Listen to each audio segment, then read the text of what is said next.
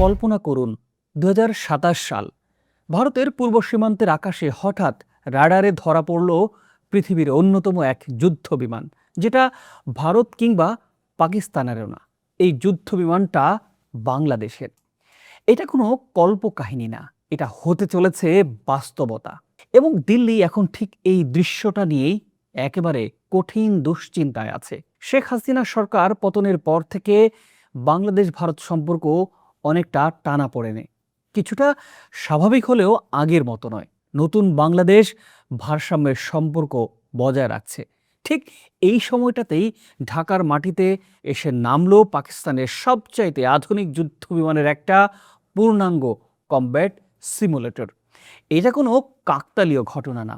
এর মানে হলো বাংলাদেশ এমন একটা যুদ্ধ বিমান কেনার দ্বার প্রান্তে আছে, যেটা তৈরি হয়েছিল ভারতের রাফেলকে আকাশে চ্যালেঞ্জ করতে।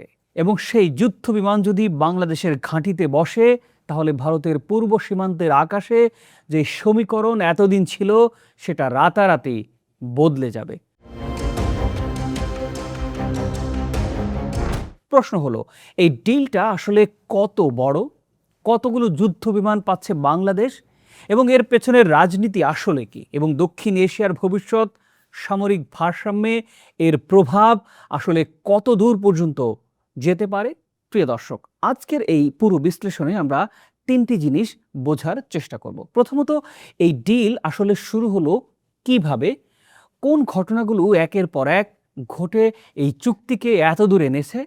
দ্বিতীয়ত, JF-17 থান্ডার ব্লক 3 আসলে কতটা শক্তিশালী? এই বিমান কি সত্যি ভারতের রাফেলের সমকক্ষ প্রতিপক্ষ হতে পারে? এবং তৃতীয়ত, আলোচনা করব এই পুরো ঘটনার পেছনে আসল ভূ রাজনীতিটা কি। বাংলাদেশ কি শুধু একটা যুদ্ধ বিমানই কিনছে, নাকি এর মাধ্যমে একটা সম্পূর্ণ নতুন পররাষ্ট্রনীতির বার্তা দিচ্ছে? তো চলুন শুরু করি। বরাবরের মতো আপনাদের সাথে আছি আমি, শাহাদাত হোসেন। আপনি যদি এই চ্যানেলে নতুন হন, তবে আন্তরিক অনুরোধ রইল আমাদের চ্যানেলটি সাবস্ক্রাইব করে পাশে থাকুন। ২০২৫ সালের November, Dubai air show. Pakistan বিমান বাহিনী একটি ঘোষণা দিল, তারা তাদের সবচেয়ে আধুনিক fighter jet JF-17 thunder block 3 একটি বন্ধু ভাবাপন্ন দেশের কাছে বিক্রির চুক্তি করেছে। কিন্তু দেশের নাম বলল না তারা। তখন থেকেই শুরু হলো জল্পনা কল্পনা। রিজিওনাল ডিফেন্স সার্কেলে একটাই নাম ঘুরছিল, সেটি হলো বাংলাদেশ। এরপর একে একে সব প্রমাণ সামনে আসতে লাগলো। চলতি বছরের শুরুতে বাংলাদেশ বিমান বাহিনীর প্রধান গেলেন ইসলামাবাদে। পাকিস্তানের ISPR নিশ্চিত করলো JF-17 নিয়ে গভীর দ্বিপাক্ষিক আলোচনা হয়েছে। তারপর মে মাসে ঢাকায় অনুষ্ঠিত হলো দুই দেশের বিমান বাহিনীর প্রথম আনুষ্ঠানিক এয়ার স্টাফ টক। পাকিস্তানের operational deputy chief of air staff air marshal Aurangzeb Ahmed নিজে নেতৃত্ব দিলেন এই প্রতিনিধি দলের।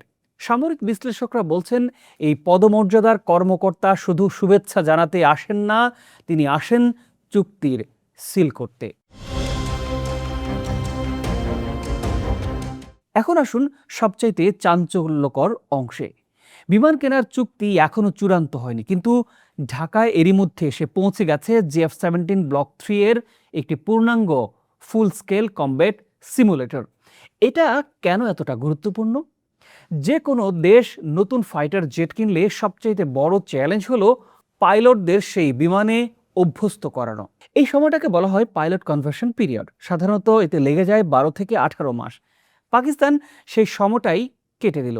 বিমান আসার আগেই বাংলাদেশের পাইলটরা এখন ককপিটে বসে শিখছেন radar operation, missile launching protocol, dogfight tactics.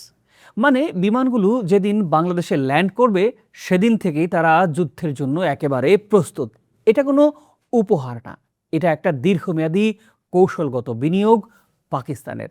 প্রথম ধাপে বাংলাদেশ কিনবে 16 থেকে 24টি JF-17 থান্ডার ব্লক 3। এর মূল্য $400 থেকে $700 মিলিয়ন। এরপর ধাপে ধাপে সংখ্যাটা পৌঁছাবে 48টিতে। বাংলাদেশের ইতিহাসে এটাই হবে সবচাইতে বড় সামরিক ক্রয়। কিন্তু শুধু দামের কথা বললে পুরো ছবিটা পাওয়া যাবে না। আসল প্রশ্ন হলো, এই বিমান আসলে কতটা শক্তিশালী?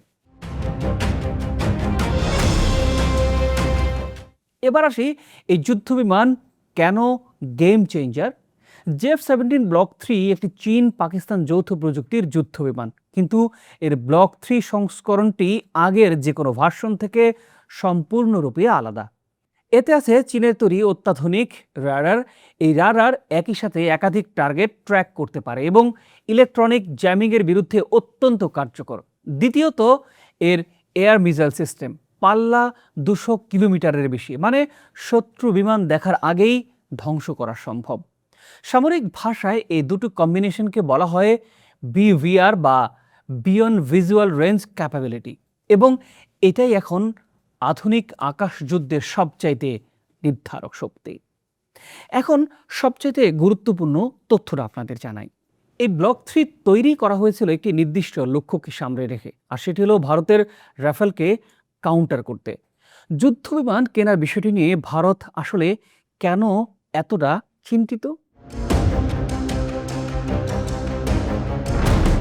ডিফেন্স সিকিউরিটি এশিয়ার রিপোর্ট অনুযায়ী ঢাকার বৈঠকে পাকিস্তানি কর্মকর্তারা বাংলাদেশের সামনে একটি তুলনামূলক অ্যাসেসমেন্ট শিট পেশ করেছেন, যেখানে সরাসরি দেখানো হয়েছে জেএফ-17 ব্লক 3 কিভাবে এবং কতটুকু ভারতের রাফেলের বিরুদ্ধে লড়তে পারে। প্রিয় দর্শক, এটা কোনো সাধারণ বিক্রয় প্রচেষ্টা না, এটা একটা জিওপলিটিক্যাল মেসেজ। এখানে মানচিত্রটা একটু মাথায় আনতে পারেন আপনারা। বাংলাদেশ ভারতের পূর্ব সীমান্তে অবস্থিত। উত্তর পূর্বে আছে শিলিগুড়ি করিডোর, যেটাকে ভারতের কৌশলবিদরা বলেন চিকেন স্নেক। এই করিডোরটাই ভারতের মূল ভূখণ্ডকে 7টি উত্তর পূর্বাঞ্চলীয় রাজ্যের সাথে যুক্ত করে রেখেছে। বাংলাদেশের ঘাঁটি থেকে জেএফ-17 ব্লক 3 উড়লে এই পুরো এলাকার আকাশে ভারতের একক কর্তৃত্ব, যাকে বলা হয় এয়ার সুপেরিয়রিটি, তা সরাসরি চ্যালেঞ্জের মুখে পড়বে। দিল্লির জন্য এটা শুধু একটা অস্ত্র কেনার খবরই না, এটা তাদের পূর্ব সীমান্তের সামরিক সমীকরণকে নতুন করে লিখে দেওয়ার এক সংকেত।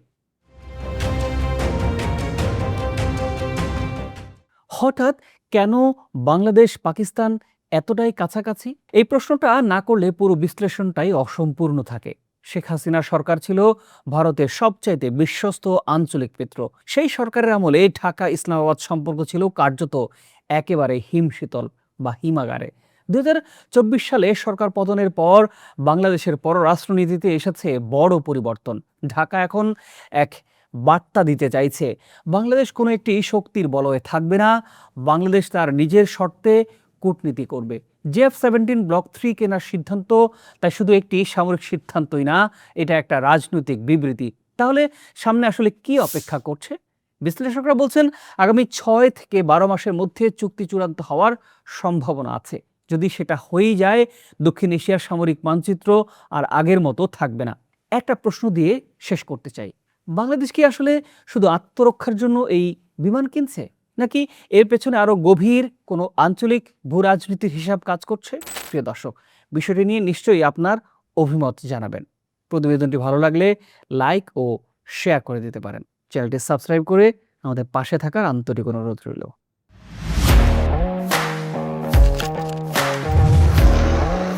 প্রফেশনাল স্টুডিও খুঁজছেন? ঢাকার প্রাইম লোকেশন নয়াপল্টনে দেশ সমাচার স্টুডিও আপনার কন্টেন্ট প্রোডাকশনের নির্ভরযোগ্য ঠিকানা।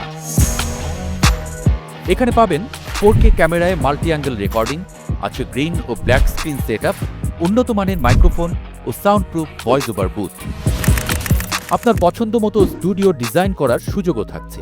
হযরত Shahjalal news content, talk show, interview বা পডকাস্ট, যা কিছুই করেন এখানে পাবেন প্রফেশনাল সেটআপ আর ফুল এডিটিং সাপোর্ট। আপনার চাহিদা অনুযায়ী বুক করতে পারেন আজই। কল কিংবা হোয়াটসঅ্যাপ করুন এই নাম্বারে 017202106557। ভিজিট করুন আমাদের ওয়েবসাইট ও ফেসবুক পেজ।